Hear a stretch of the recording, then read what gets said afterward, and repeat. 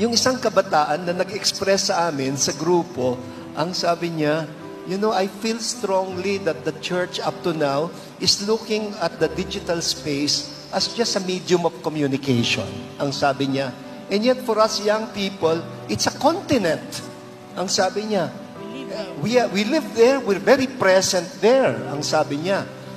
Tapos, senior ko yung experience ko na nirelieve ko yung pandemya.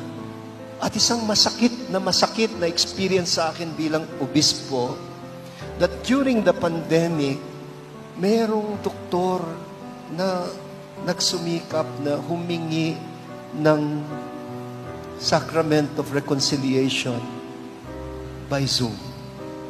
Sabi ko, hindi pwede. Sorry, hindi pwede. Kasi according to, dapat ang sacrament, physical siya, nandyan ako. Hindi talaga pwede. And then, I had a very heavy conscience. Tinext ko si Cardinal Chito. Napakabait ni Cardinal Chito. Parang ang ni Cardinal, follow your conscience. Just, I followed my conscience. I was going to follow up. Patay na siya. I was so heartbroken. All because the only space that we know is physical space.